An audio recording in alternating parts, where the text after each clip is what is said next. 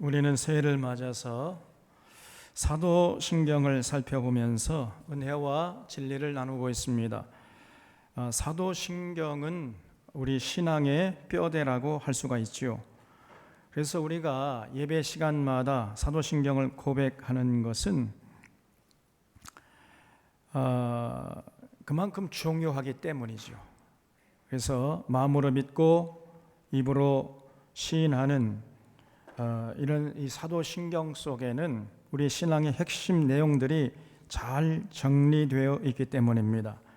그래서 이 사도신경을 고백할 때 아무 생각 없이 그저 습관적으로 의례적으로 고백한다면 아무런 의미가 없고 그저 시간 낭비가 될 것입니다.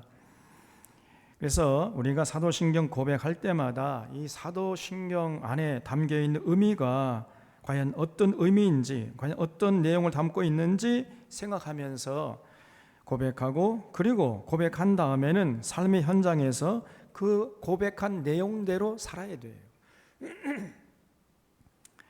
사도신경이 우리의 삶의 좌표가 되어야 하는 것입니다. 이 사도신경은 창조주 여호와 하나님 아버지에 대한 고백으로 시작하고 있지요.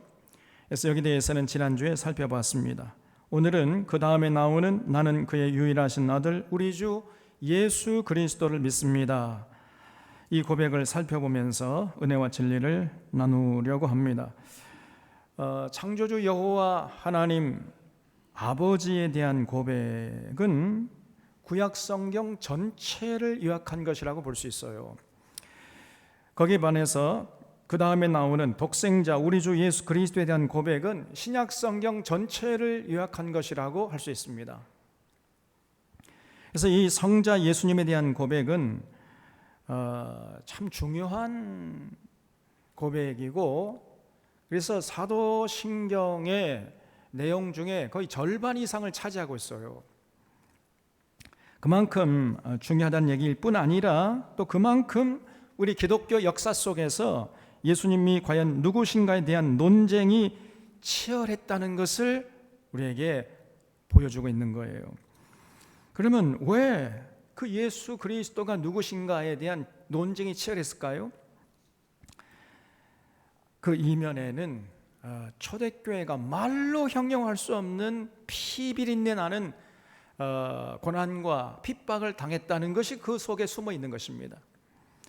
그래서 초대교회는요, 네로 황제 이후에 약 250년 동안이나 그 로마 권력에 의해서 정말로 피비린내 나는 그런 고난과 핍박을 받았어요. 한두 해가 아니고 250년 이상을. 250년이라니까요. 좀 놀래주세요.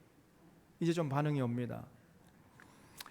그래서 이 초대교회 교인들은 로마 황제의 핍박을 피해서 땅굴을 파고 지하 동굴로 숨어 들어갔던 거예요.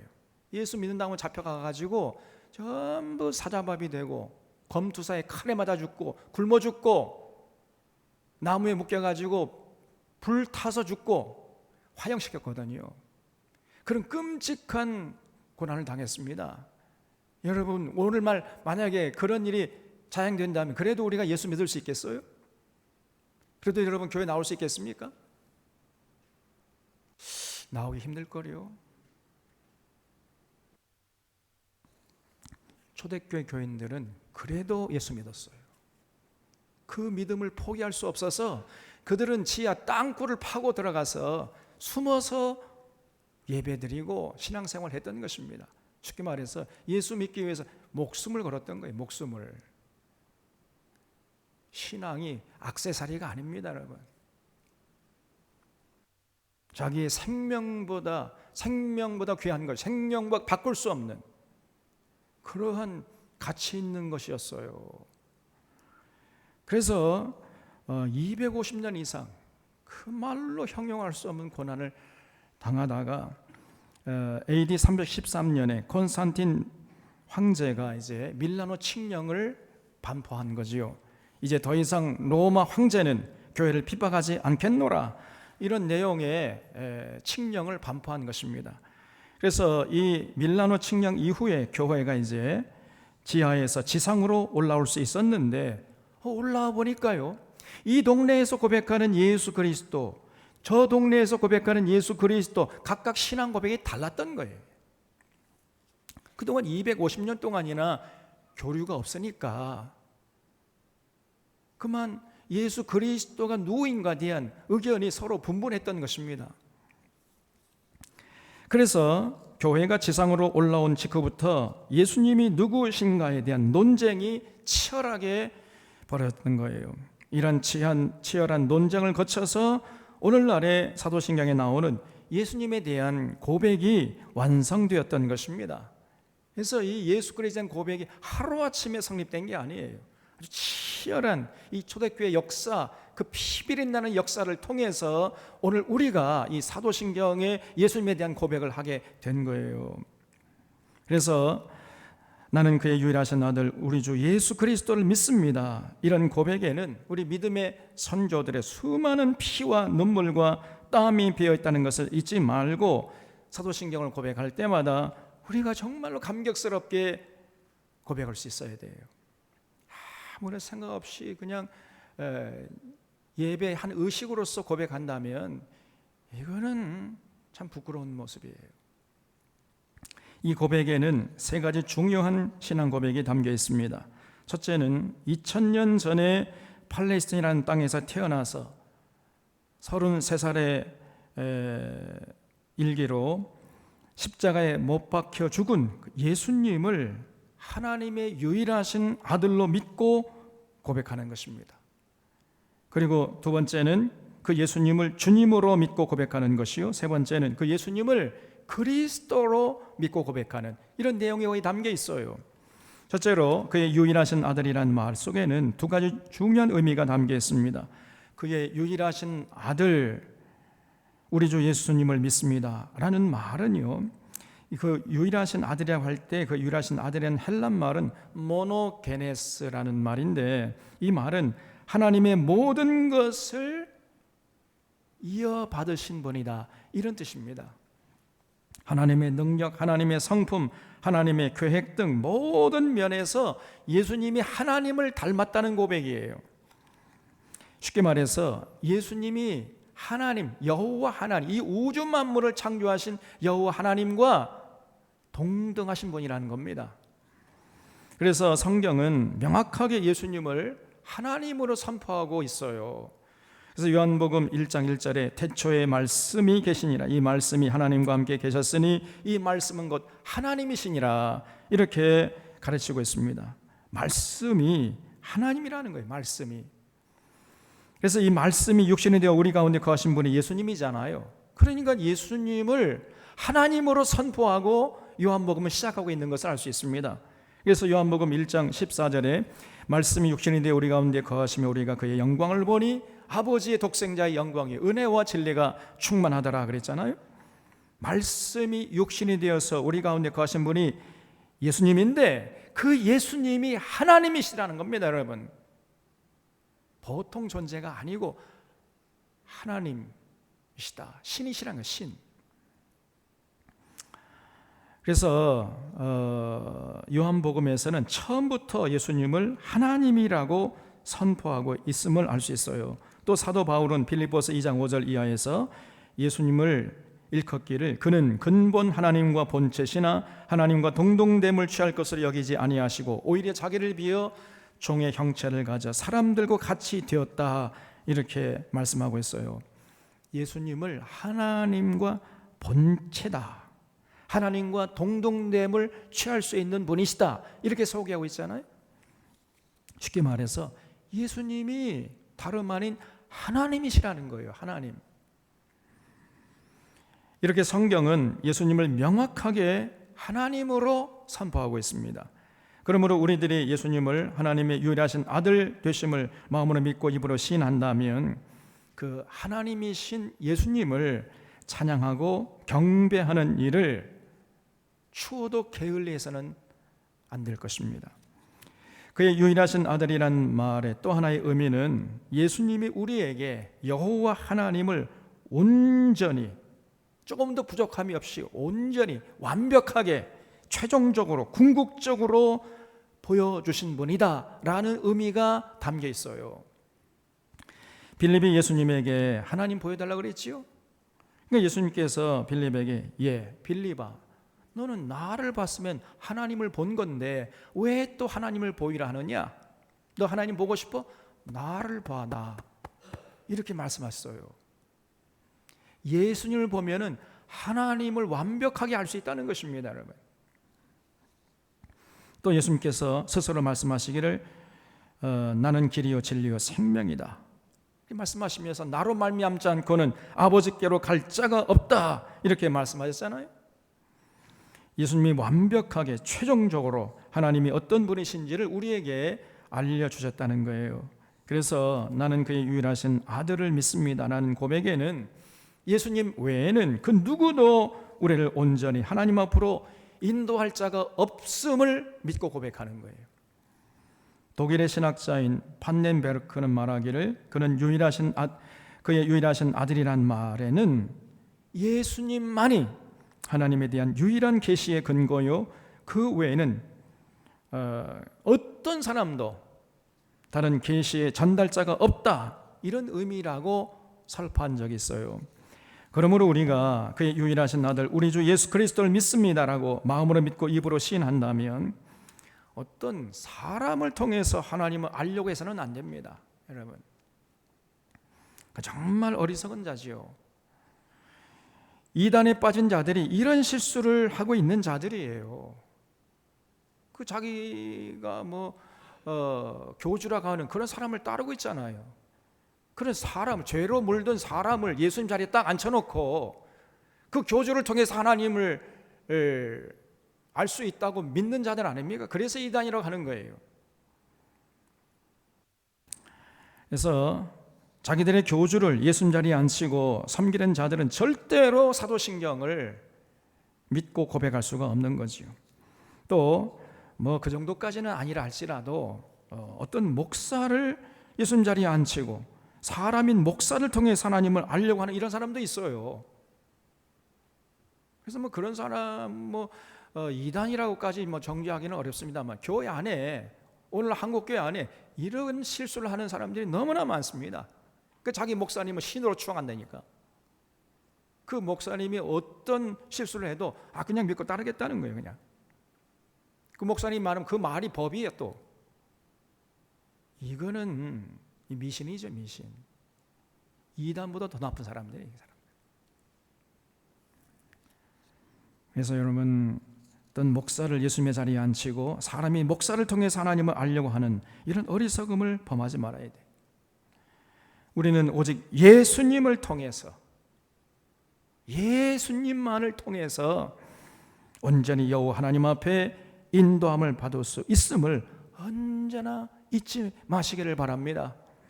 그래서 그 예수님만을 바라보고 믿음의 주여 온전케 하시는 예수님 의지하고 그 예수님 사랑하고 신뢰하고 그 예수님의 가르침에 최선을 다해서 순종하려고 하는 이런 자세를 잃지 마셔야 돼요. 그의 유일하신 아들 우리 주 예수 그리스도를 믿습니다라는 고백에서 두 번째로 살펴야 하는 것은 예수님을 우리 주로 믿고 고백하는 거예요. 그래서 그의 유일하신 아들 우리 주 예수 그랬잖아요. 우리 주. 이 우리 주라고 할 때 이 주는 헬란 말로 퀴리오스입니다. 퀴리오스.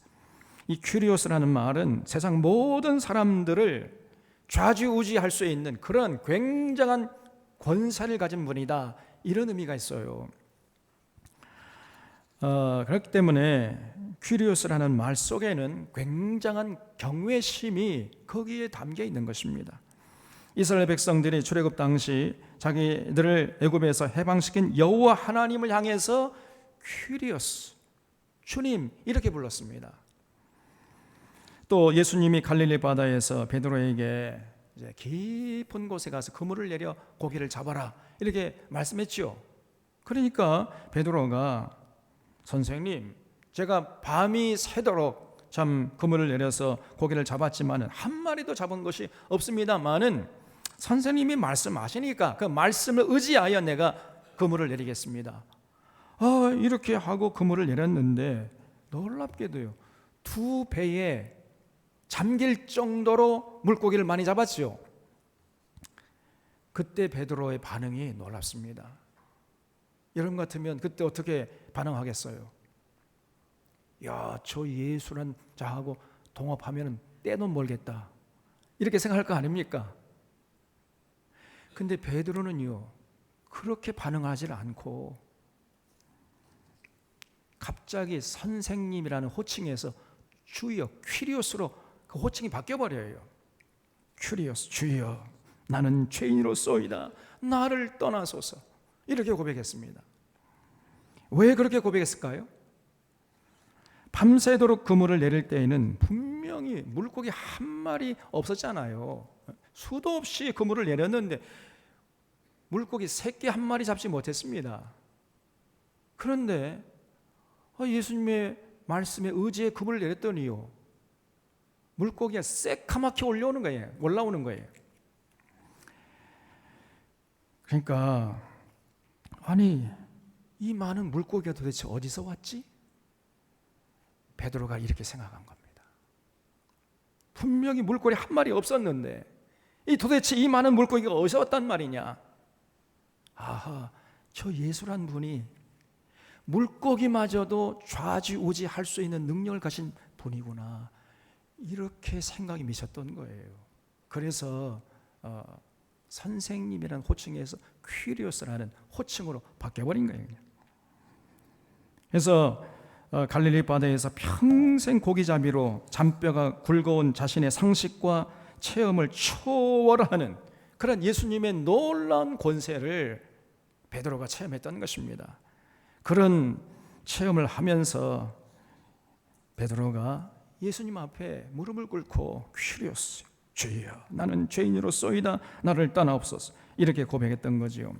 그래서 오늘 우리가 예수님을 주님이라고, 퀴리오스라고 고백할 때 베드로와 같은 심정으로 여러분 고백해야 돼요. 사도신경이 우리가 예배 시간마다 고백하잖아요. 나는 그의 외아들 우리 주 예수 그리스도를 믿습니다 라고 고백할 때에는 여러분 베드로의 심정이 돼야 된다니까요. 예수님이 온 우주 만물을 지배하시는 분이심을 믿고 두렵고 떨림으로 그 앞에 무릎 꿇는 심정으로 고백할 수 있어야 돼요. 종교개혁자 마틴 루터는 예수님을 퀴리오스라고 부르는 이유를 몇 가지 언급했는데, 첫째로 예수님이 우리를 마귀의 종에서 해방시켜서 하나님의 자녀로 인도해 주셨기 때문이다, 이렇게 얘기했고요. 두 번째는 우리를 죽음에서 생명으로 인도해 주셨기 때문이요. 세 번째는 죄악에서 의로운 길로, 생명길로 인도해 주신 분이기 때문에 넘치는 경외심을 담아가지고 예수님은 우리의 주님이십니다, 우리의 퀴리오스가 되십니다, 이렇게 고백해야 한다고 가르쳤어요. 여러분, 우리들이 나는 그의 유일하신 아들 우리 주 예수 그리스도 우리 주님을 믿습니다, 이렇게 고백할 때마다 죄 가운데서 먹고 마시다가 죽을 수밖에 없었던 우리들을 구원해 주신 그 예수님의 그 크신 사랑에 우리가 감격하면서 고백할 수 있어야 됩니다. 그리고 예수님, 이제 저를 사망에서 생명으로, 죄인에서 의인으로, 그리고 마귀의 종에서 살던 저희들을 하나님의 종으로 인도해 주신 그 주님으로 제가 인정합니다, 이런 심정으로 고백할 수 있어야 돼요. 그래서 평생 예수님을 주인으로, 나는 예수님의 종으로 살겠습니다, 이런 고백이, 그런 의미가 그 고백 속에 담겨 있다는 것을 잊지 마셔야 됩니다. 이렇게 예수님을 우리 주님으로 모시고 예수님에게 얽매이면 얽매일수록 놀랍게도요, 그 사람은 참 자유와 참 평안과 참 기쁨을 만끽하면서 살 수 있게 됩니다. 이게 역설의 진리예요. 예수님으로부터 벗어나면 벗어날수록 많은 사람이 자유로울 수 있다고 생각해요. 굉장한 착각입니다.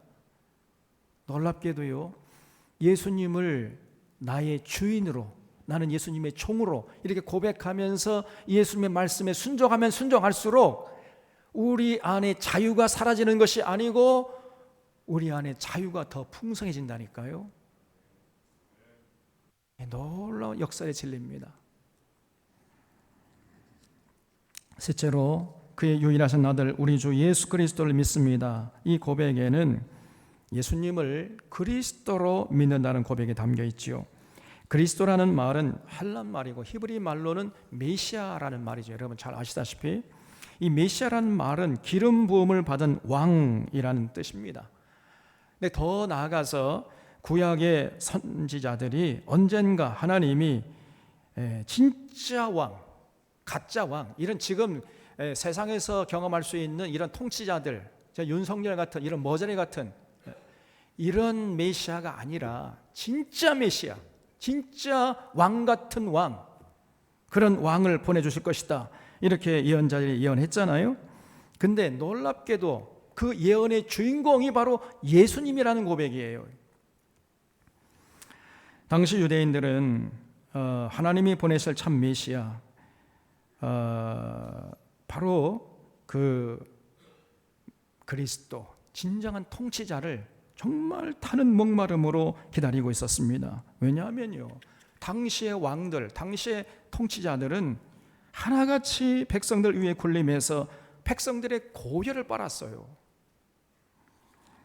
당시 이스라엘의 주권은 로마 제국에게 빼앗긴 상태였고, 왕권은 저 헤롯, 예수님이 뭐라고 평가했죠? 저 간사한 여우 같은 놈이다, 이렇게 평가했죠. 그 간사한 여우 같은 헤롯이 왕으로 앉아서 거드름을 피우고 있었고, 그리고 제사장들과 서기관들은 전부 다 권력의 주구 노릇이나 하고 앉아 있었던 것입니다. 그렇기 때문에 당시 백성들은 그 어디에도 의지할 곳이 없는 상태였어요. 이런 상황에서 당시 유대인들은 진정한 메시아, 진정한 그리스도, 진정한 통치자, 장차 구약 성경의 예언자들을 보내실 그 진정한 통치자, 그 통치자를 타는 목마름으로 고대하고 있었던 거예요.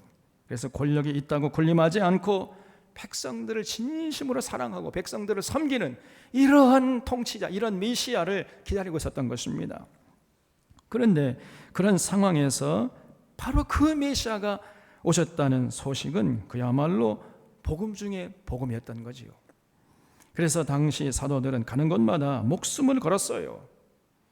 하나님이 예언자들을 통해서 약속하신 메시아가 바로 예수님이시다, 너희가 십자가에 못 박아 죽인 그 예수를 하나님이 주와 그리스도가 되게 하셨다, 이렇게 선포하고 다녔던 것입니다. 여러분, 이 말 한마디 했다가는 잘못하면 잡혀가지고 죽음을 당할 수 있는 그런 상황이었어요. 그래도 죽음을 두려워하지 않고 이렇게 외치고 다녔던 겁니다. 그래서 바로 예수님이야말로 언젠가 하나님이 보내주심하고 약속했던 그 메시아, 참된 그리스도 통치자가 되신다, 이 기쁜 소식을 전했던 것입니다. 그러므로 우리들이 예수님을 그리스도로 마음으로 믿고 입으로 시인한다는 것은 예수님을 우리의, 나의 통치자로 받아들이겠습니다, 이런 의지와 결단이 그 속에 담겨 있는 거예요. 그래서 우리가 나는 그의 유일하신 아들 우리 주 예수 그리스도를 믿습니다 라고 고백할 때마다 이 땅에 사는 동안 오직 예수님의 통치를 받으면서 예수님의 가르침에 충성하는 삶을 살겠습니다, 이런 결단과 의지를 담아서 고백할 수 있어야 됩니다. 그럴 때만이 사도신경을 고백하는 것이 의미가 있는 것이죠. 그러면은 여러분, 그 예수님의 가르침의 핵심이 뭐죠? 다른 것이 아니지요. 하나님 사랑하고 내 이웃을 내 몸과 같이 사랑하라. 네가 네 몸을 사랑하는 것처럼 너의 이웃도 그렇게 사랑하라는 거예요. 이것이 예수님의 가르침의 핵심입니다. 그렇기 때문에 예수님을 그리스도로 고백하는 모든 교우들은 하나님 사랑과 이웃 사랑의 모습을 잃지 말아야 돼요. 하나님을 사랑하고 우리가 발을 딛고 살아가는 세상이 더불어 살아가는 세상이 되도록 거기에 관심을 갖고 헌신해야 되는 것입니다. 다시 말해서 하나님의 정의와 공의가 강물처럼 흐르는데 여기에 관심을 갖고 헌신해야 돼요.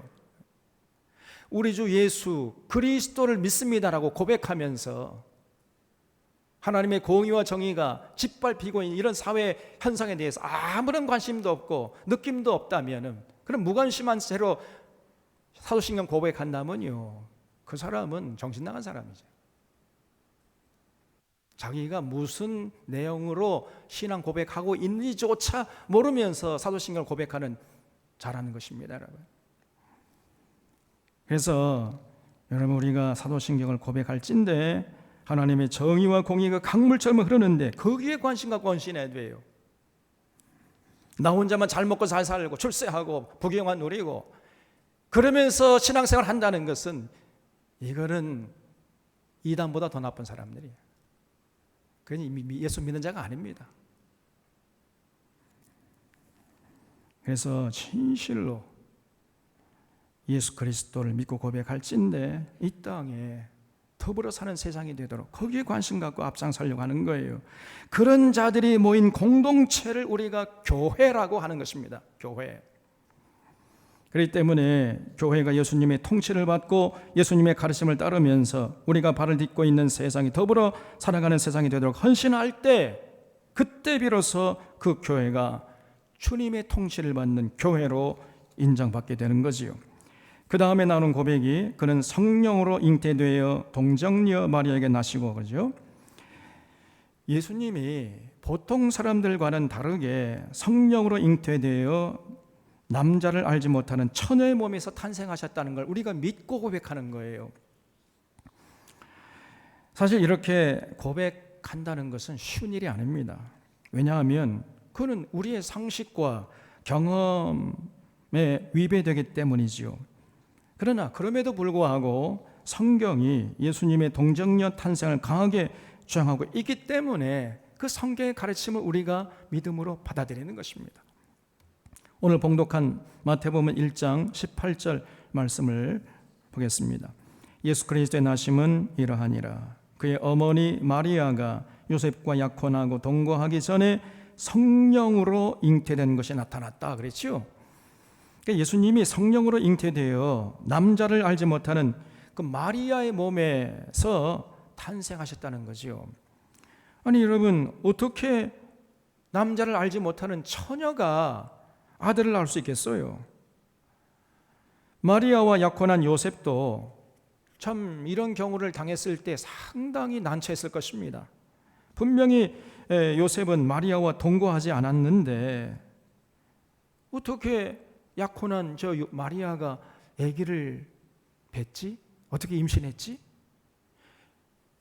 그 요셉의 상식에 의하면요, 그렇다면은 나 모르게 저 마리아가 다른 남자와 동거했다는 얘기인데, 그러면 이게 어떻게 되는 거냐? 만약에 이것이 사실로 드러나면 여러분, 당시의 율법에 의하면요, 그 처녀의 몸으로 아기를 가진 그런 여자는요 돌로 쳐 죽임을 당했습니다. 그러니까 이 요셉이 사랑하는 마리아가 돌로 쳐 죽임을 당하면 안 되지, 이렇게 생각해가지고 조용히 일을 무마시키려고 했다는 거예요. 그래서 19절에 요셉은 의로운 사람이라 그를 드러내지 않고 가만히 끊고자 하여 그랬어요. 참 이 요셉이 훌륭한 인격의 소유자였음을 알 수가 있습니다. 내가 이 문제를 제기하면은 사랑하는 이 마리아의 생명이 위태롭게 될 것인데 이거 어쩌면 좋지? 그렇다고 가만히 있을 수도 없고, 이렇게 고민하고 있을 때 천사가 요셉에게 찾아왔어요. 20절에 이 일을 생각할 때 주의 사자가 현몽하여 이르되 다윗의 자손 요셉아, 네 아내 마리아 데려오기를 무서워하지 말라. 그에게 잉태된 자는 성령으로 된 것이라. 아들을 낳으리니 이름을 예수라 하라. 이는 그가 자기 백성을 그들의 죄에서 구원할 자이심이라 그랬어요. 그러니까 예수님은 보통 사람들이 태어난 방식이 아닌 특별한 방식으로 성령으로 잉태되어서 탄생하셨다는 거예요. 이거를 천사가 증거해 줬습니다. 여러분, 이런 예수님의 동정녀 탄생은 이성적으로는 납득하기 힘들지만은 그러나 성경이 그렇게 말씀하기 때문에 우리가 믿고 받아들이는 겁니다. 그리고 오히려 어떻게 생각해 보면요, 그것이 더 정상적이에요. 예수님을 우리가 하나님이라고 믿고 고백하잖아요. 하나님이신 예수님이 보통 인간과 똑같은 방법으로 탄생하시면 그것이 또 이상한 거 아닙니까? 예수님은 하나님이시기 때문에 하나님이신 예수님이 하나님의 방법으로, 신적인 방법으로 탄생하는 것, 이게 오히려 더 정상적인 거 아니에요? 여러분, 그래서 동정녀에서 탄생하셨다는 이 고백은 예수님이 하나님이시라는 그 의미가 그 안에 담겨 있는 거예요. 그래서 우리가 예수님의 동정녀 탄생을 마음으로 믿고 입으로 시인해야 되겠지만 사실 이 고백은요, 당시 헬라 철학의 세례를 받은 초대교회 교인들에게는 너무나도 받아들이기 어려운 내용이었어요. 당시 헬라 철학에 의하면은 인간의 육체는 아주 천한 것이고 악한 것이었습니다. 그래서 제가 지난번에 말씀드렸잖아요. 인간이란 뭐냐? 인간은 악한 이 육체 속에 선한 영이 갇혀 있는 존재다. 이렇게 인간을 정의했습니다. 그래서 당시 이 헬라 철학은요, 그 영지주의자들이라고 했잖아요. 이율론자들. 그래서 죽음이라는 건 뭐냐? 죽음은 그 악한 육체라는 감옥 속에 갇혀 있던 영이 해방되는 순간이다. 이렇게 믿고 가르쳤어요. 이게 헬라 철학의 핵심이에요. 그런 입장에서 그 참 선하신 하나님이 악한 육체를 가진 사람이 된다는 것은 참 당시 헬라 철학으로서는 도무지 용납할 수가 없었던 거예요. 그래서 이 초대교회가 치열한 논쟁을 벌였던 것입니다. 그래서 그 논쟁이 유명한 예수님의 양성에 대한 논쟁이에요. 예수님이 성령으로 잉태되었다는 고백은 아까 말씀드린 대로 예수님이 하나님이시라는 고백인데, 그것이 그 안에 담겨있는 내용인데, 그렇다면 어떻게 예수라는 그 인간 속에 신성과 인성이 공존할 수 있겠느냐? 이것이 이제 문제가 된 것이고 초미의 관심사였던 거예요. 그래서 교회 사적으로 볼 때 치열한 논쟁거리였습니다. 예수님의 신성과 인성에 대한 논쟁은 오랜 기간 동안 치열하게 전개됐어요. 우리가 예수님을 이 논쟁의 결과로 예수님은 누구냐? 참 하나님이시고 참 인간이시다. 이렇게 이제 고백할 수 있게 됐는데, 이렇게 고백하기까지 사실은요, 엄청나게 많은 시간이 걸렸던 거예요. 예수님이 참 하나님이시고 참 사람이다. 이 말은 무슨 뜻이냐면 예수님이 100% 사람이고 또 동시에 100% 하나님이시다. 이런 얘기예요. 근데 여러분, 이 말이 논리의 모순 아닙니까? 우리 이성의 범위를 초월하는 내용이에요. 예수님은 100% 사람이시고 그렇기 때문에 신성은 1도 없다고 하든지, 예수님은 100% 하나님이시고 그렇기 때문에 인성은 1도 없다고 하든지, 이렇게 해야 이해가 될 거 아닙니까? 또 아니면은 예수님은 50%는 사람이고 50%는 하나님이라고 하든지, 그걸 반신반의라고 하잖아요. 그러면 이해가 가겠는데, 아니 100% 사람이고 그럼 100% 사람이라면은 단 1%도 신성이 없다는 얘기 아니에요. 100%니까. 근데 100% 사람이고 100% 하나님이시다. 지금 우리가 이걸 믿고 고백하는 거예요. 이게 상당히 이성적으로 충돌이 되는 겁니다. 그래서 많은 사람들이 이해하기 어렵고 받아들이기 어려운 것이 사실이에요. 그런데 성경을 보면은 예수님을 우리와 똑같은 성정을 가진 사람으로 소개하면서 동시에 하나님으로 소개하고 있어요. 예수님께서는 공생의 기간 중에 우리처럼 똑같이 음식을 잡수셨습니다. 음식을 잡수시지 않으면 시장하셨어요. 그리고 일을 많이 하시면 피곤하셨고 밤이 되면 주무셔야 했습니다. 또 어렵고 힘든 사람을 보면은 슬퍼하시고 눈물을 흘리셨어요.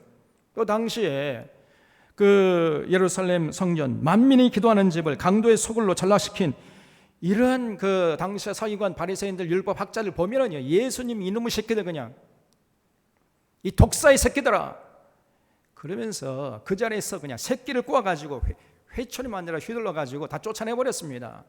이렇게 분노했어요. 사람과 똑같지 않아요. 이렇게 평범한 인간에게서 볼 수 있는 모습을 예수님이 그대로 보여주셨습니다. 그러나 거기에서 그치는 것이 아니고 예수님은 하나님만이 하실 수 있는 신적인 능력을 많이 또 행하셨어요. 말씀 한마디로 풍랑을 잠잠케 하시고 갈릴리 바다를 그냥 걸어오셨어요. 갈릴리 바다를 그냥 걸어가셨다니까요. 이건 물리적인 법칙을 위배하는 거 아닙니까? 또 죽은 나사로를 살리기도 했습니다. 이렇게 예수님이 공생의 기간 동안에 하나님만이 하실 수 있는 일들을 수없이 행하셨단 말이죠. 그래서 예수님에게서는 하나님의 모습과 사람의 모습이 동시에 나타납니다. 이런 예수님을 한마디로 정의하기는 굉장히 어려운 문제예요. 그래서 오랜 논쟁을 벌였던 것입니다. 그 논쟁 끝에 내린 결론이 바로 예수님은 100% 하나님이시고 100% 인간이다. 참 신이시고 참 사람이시다. 이렇게 고백한 거예요. 초대교회 때에는 로마 황제들에게 핍박받느라고 정신이 없다가 AD 313년에 아까 말씀드린 대로 콘스탄틴 대제가 밀라노 칙령을 반포하면서 이제 교회가 비로소 핍박을 면하고 지하에서 지상으로 올라오면서 이 문제 가지고 오랜 논쟁을 벌였던 거예요. 그래서 지금부터 AD 325년이니까 거의 한 2000년 전에 지금의 터키 북쪽에 조그마한 니케아라는 도시에서 공회가 열렸는데 거기서 논쟁을 벌였어요. 예수님이 누구냐? 아까 AD 313년에 로마 황제가 핍박을 멈췄다 그랬지요? 그로부터 313, 325 빼면 몇 년입니까? 325 빼기 313, 그러니까 12년 후에 예수님이 누구냐라는 문제가 전 교회적으로, 전 세계적으로 문제가 되어가지고 공회가 열린 거예요. 거기서 아리우스라는 사람이 예수님의 신성을 부정했습니다. 예수님은 단순한 인간에 불과하다 이렇게 주장한 반면에 아타나시우스라는 사람은 예수님은 단순히 인간에 머무는 것이 아니라 하나님이시다 이렇게 주장을 했어요. 그 결과로 그 회의의 결과 아리우스파가 이단으로 정죄되고 아타나시우스파가 정통으로 인정받았어요. 왜냐하면 성경이 예수님을 하나님으로 계시하니까요. 그 후에 4세기경에 라오디게아의 아폴리나리스라는 사람이 성자 예수님은 몸은 인간의 몸을 가지고 있고 정신도 인간의 정신을 가지고 있지만 그 영은 말씀 곧 로고스가 되신다 이렇게 주장을 했어요. 다시 말해서 예수님의 몸과 정신은 사람이지만 영만큼은 하나님이시다 이렇게 주장한 것입니다. 쉽게 말하면요, 예수님의 전체 존재의 3분의 2는 사람이고 3분의 1은 하나님이다 이렇게 얘기한 거지요. 아주 합리적인 주장 같지만은 이 주장은 성경의 가르침과는 배치되는 주장이었기 때문에 주후 381년에 이 문제를 가지고 또 공회를 모였어요. 그 공회를 콘스탄티노플 공회라고 그래요. 그래서 이 콘스탄티노플 공회에서 이 아폴리나리스를 이단으로 정죄했습니다. 그 후에 AD 428년에 콘스탄티노플의 대주교였던 네스토리우스라는 사람이 또 주장하기를 예수님은 양성을 가지고 있지만은 또 하나님 되심과 인간 되심 다 가지고 있지만은 하나의 의지를 가지고 있다 이렇게 또 주장을 했어요. 예수님은 인간의 본성과 하나님의 본성 이렇게 두 가지 성질을 가지고 계시지만은 두 성질이 한 인격 속에서 절묘하게 공존하신다 이렇게 설명했습니다. 그러니까 예수님께서 음식을 잡수시거나 고통을 당하시거나 하는 것은 예수님의 인성이 한 것이고 예수님이 하늘의 교훈을 전해주신 것이나 기적을 행하신 것 이런 거는 신성이 한 것이다 이렇게 주장했어요. 쉽게 말하면 예수님은 완전한 사람도 아니고 완전한 하나님도 아니고 그 둘이 병존하는 존재다. 더 쉽게 말씀드리면 50%는 사람이고 50%는 신이다 이런 식으로 얘기한 거죠. 반신반인이라는 거예요. 오늘날도 저기 경상도 사람들은요 그 박정희 전 대통령을 반신반인이라고 이렇게 우깁디다. 그리고 섬기고 있어요. 정신 나간 사람들이죠. 네스토리우스가 예수님을 그렇게 설명했어요. 그래서 AD 431년에 에베소에서 공회가 또 모여가지고 이 네스토리우스의 주장을 이단이라고 정죄했습니다. 그러다가 AD 448년에 또 문제가 생긴 거예요. 유티게스라는 사람이 나타나서 주장하기를 예수님은 보기에는 사람 같지만 실제로는 하나님이시라는 거예요. 예수님은 100% 하나님이시다, 이렇게 주장한 겁니다.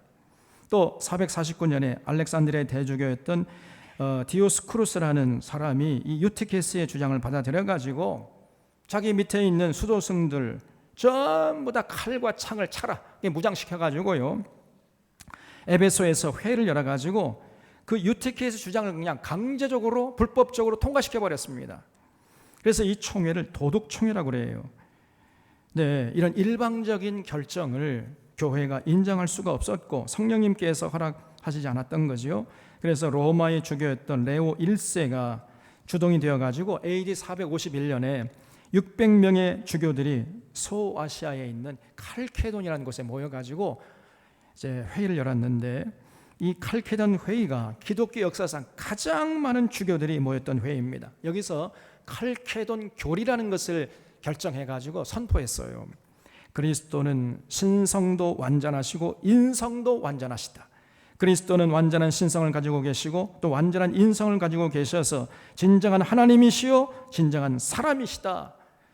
그리고 예수님의 신성과 인성은 두 성격이 절대로 혼동되지 않고 하나가 다른 것으로 들어가서 흡수되지도 않고 그 기능에 따라서 서로 대립하지도 않고 그 특성이 연합함으로써 없어지지도 않는다, 이렇게 고백했습니다. 쉽게 말하면 예수님은 100% 하나님이시면서 100% 인간이시다, 이렇게 결정을 한 거예요. 그리고 이 두 인성과 신성이 동시에 한 인격 안에 공존한다는 것입니다. 이렇게 오랜 논쟁 끝에 예수님은 누구신가? 예수님은 참 하나님이시면서 참 사람이시다, 이런 고백에 이르게 된 거예요. 그런데 사실 이 고백은 도무지 우리의 인간의 이성으로서는 이해될 수가 없는 것입니다. 논리적으로 맞질 않아요. 그러나 이 고백이야말로 성경의 가르침에 충실한 고백이에요. 그래서 네스토리우스나 유티케스 같은 사람들은 인간의 이성으로 이해될 수 있도록 설명하려다가 그냥 이단이 되어버린 거지. 그러나 가장 비논리적인 칼케돈 교리가 성경의 가르침에 충실하기 때문에 정통교리로 받아들여져서 그 후에 약 1600년 동안 기독교의 공식 교리가 되어서 인류 역사에 참으로 유익한 영향을 지금 끼치고 있는 것입니다. 그래서 오늘 우리도 성령으로 잉태되어 동정녀 마리아에게서 나시고라는 신앙 고백을 할 때마다 예수님이 하나님 되심과 사람 되심을 마음으로 믿고 입으로 시인할 수 있어야 돼요.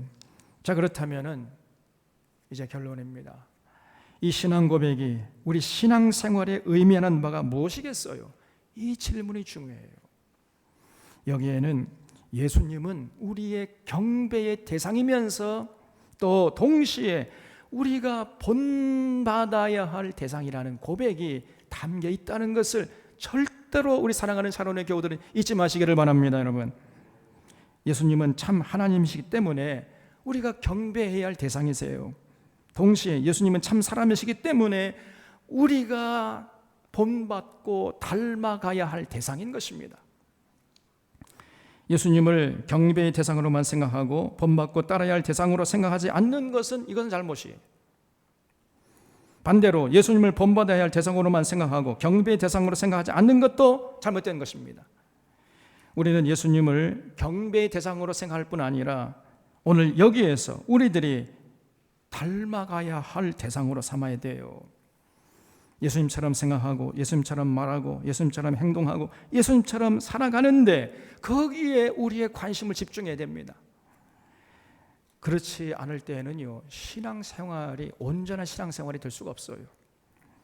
참신앙은 예수님을 온 마음과 뜻과 정성을 다해 경배하면서 동시에 우리의 삶의 모범으로 삼고 닮아가면서 예수님처럼 생각하고 예수님처럼 말하고 예수님처럼 행동하고 예수님처럼 살아가려고 애쓰는 모습에서 거기서 참된 신앙이 발견되는 거예요.